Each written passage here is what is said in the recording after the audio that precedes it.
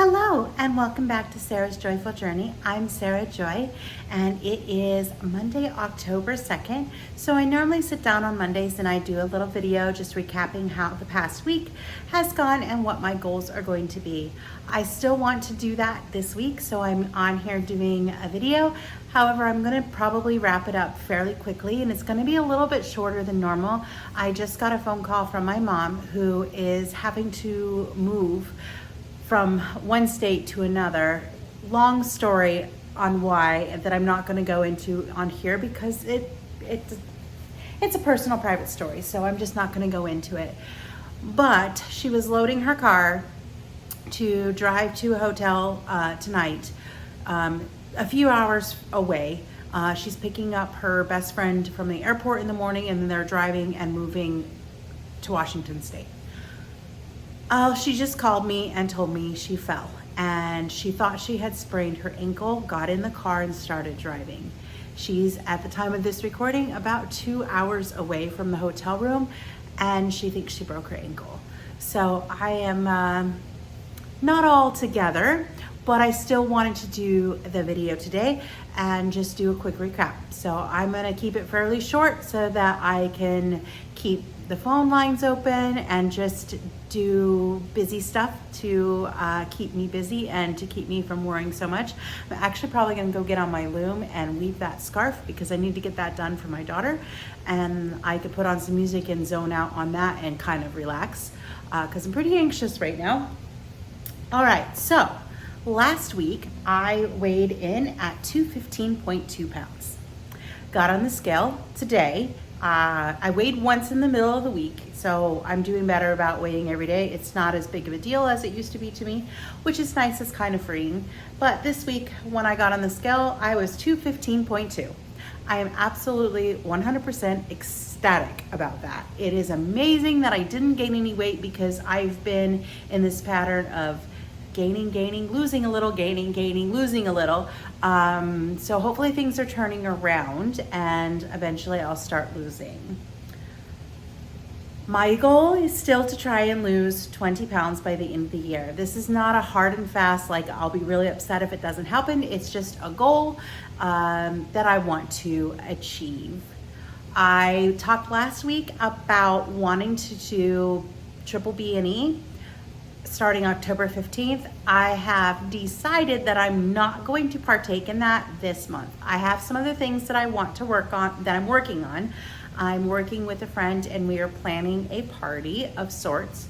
Not gonna go into a lot of details, but I'm working on that, and that is going to have me having to try some recipes and getting them finalized and tweaked and putting my spin on things. So they'll all be keto recipes, but they will not be triple B&E. So I'm not gonna stress myself out because I'm excited about the party that we're gonna be doing, and I want to just work on it because it's fun. So I know I'm gonna wanna try those recipes and have them well thought out and planned out really far in advance.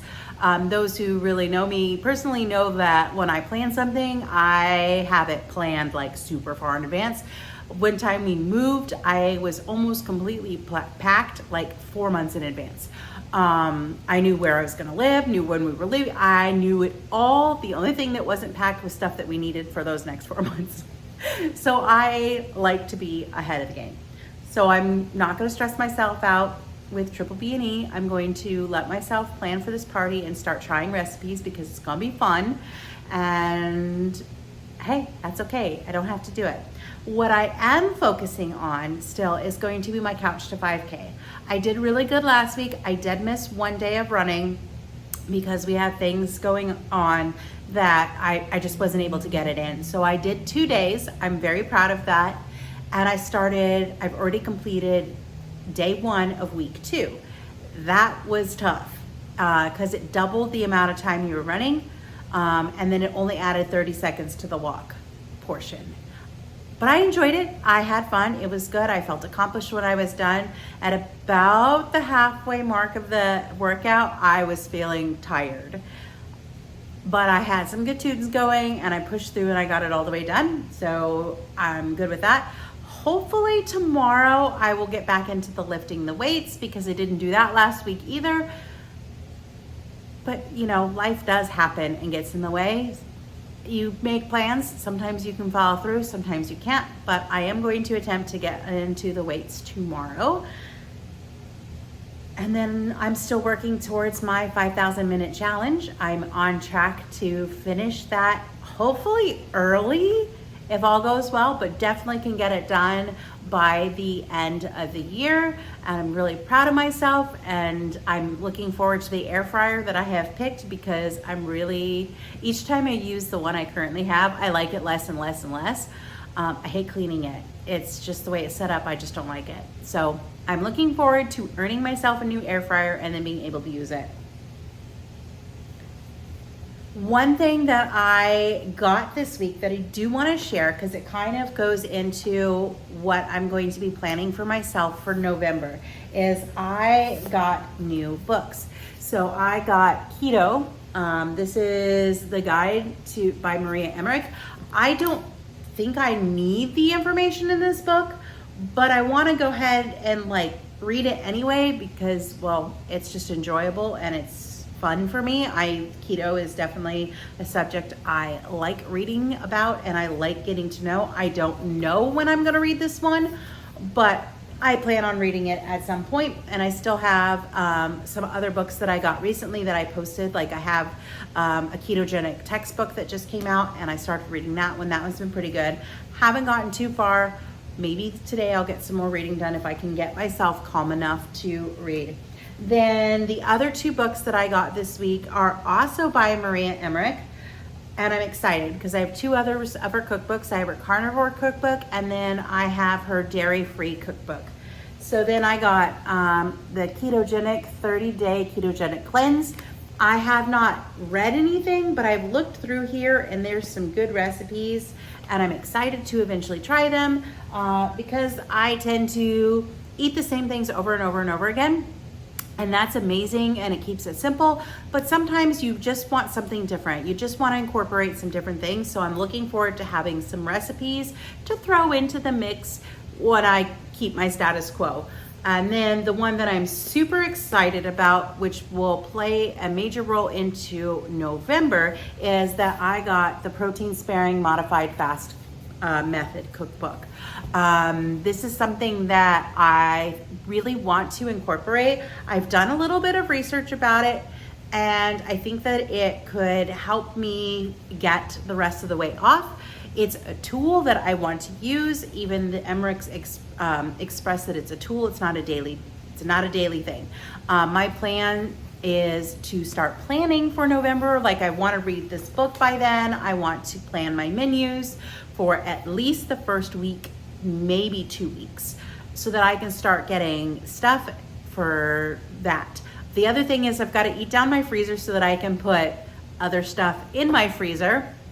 And if I have a goal of what I want to do and I've looked at it thoroughly, I will be able to start that and move on successfully. So my plan is to start this in November. I would like to do 2 protein sparing modified fasts a day, if not 3, or 2 protein sparing 2 PSFMF days a week. And then I would like to do a third if possible. 2 is my minimum, but I would like to try for 3.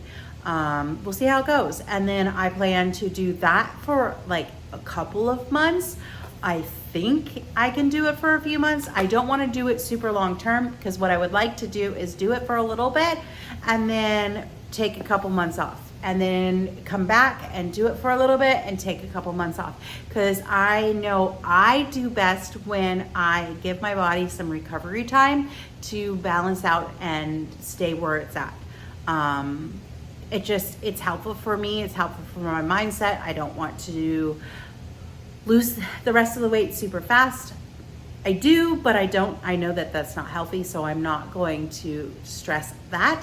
I'm just trying to tweak things and get things moving again and get it in the right direction. And also, by starting in November, this will allow me to have the whole month of October for getting my activity back up, because it had gone down So that'll give me about 5 weeks of consistency with my activity, which means it'll be a good time for me to add this in and still keep my activity consistent.